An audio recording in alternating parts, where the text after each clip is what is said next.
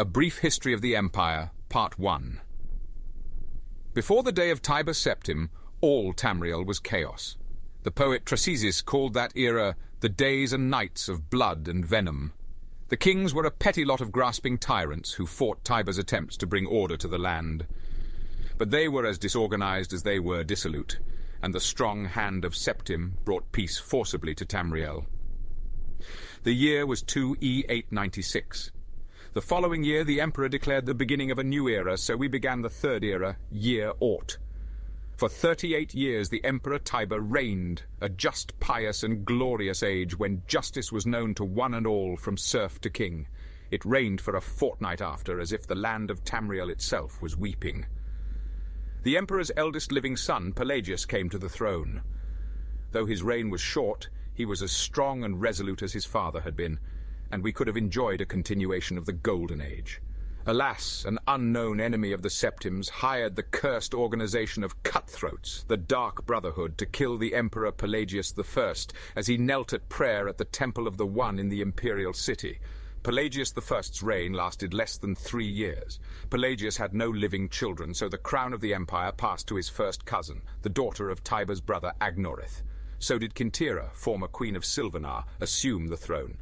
Kintyra I was blessed with a time of prosperity and good harvests, and was an avid patroness of art, music, and dance. Kintyra's son was crowned after her death, the first emperor of Tamriel to use the imperial name Uriel. The Emperor Uriel I was the great lawmaker of the Septim dynasty, and a promoter of independent organizations and guilds. Under his kind hand, the Fighters' Guild and the Mages' Guild increased in prominence throughout Tamriel. His son Uriel II reigned for 18 years, from the death Uriel I in 3E64 to 3E82. Tragically, the rule of Uriel II was cursed with blights, plagues, and insurrections. His tender-heartedness, inherited from his father, did not serve Tamriel well, and little justice was done. Pelagius II inherited not only the throne from his father, but the debt from the poor financial and judicial management. Pelagius dismissed all of the old elder council and allowed only those willing to pay great sums to return.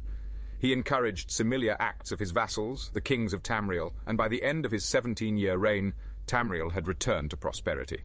His critics, however, have suggested that any advisor of wisdom, but without gold, had been forcibly ousted.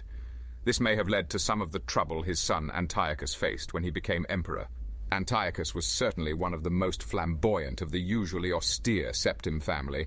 He had many mistresses and nearly as many wives, and was renowned for his grandness of dress and good humor. Unfortunately, his reign was rife with civil wars, surpassing even that of his grandfather Uriel II. The War of the Isle in 3E110, 12 years after Antiochus assumed the throne, nearly took the province of Somerset Isle away from Tamriel. The united alliance of the kings of Somerset and Antiochus only managed to defeat King Orgnum of the island kingdom of Piandonea due to a freak storm.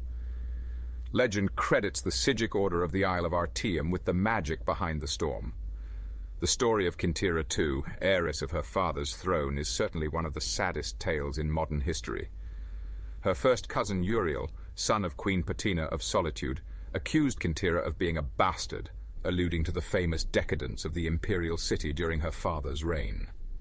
When this accusation failed to stop her coronation, Uriel bought the support of several disgruntled kings of High Rock, Skyrim, and Morrowind, and with Queen Patina's assistance, coordinated 3 attacks on the Septim Empire. The first attack occurred in the Iliac Bay that separates High Rock and Hammerfell. Kintyra's entourage was destroyed and the Empress was taken captive. For 2 years, Kintyra II languished in an imperial prison believed to be somewhere in Glenpoint or Glenmorrel Weird before she was slain in her cell. The second attack was on a series of imperial garrisons along the coastal Morrowind Islands. The Empress's consort Contin Arinx died defending the forts. The third attack was a siege of the imperial city itself, occurring after the Elder Council had divided the army to attack western High Rock and eastern Morrowind.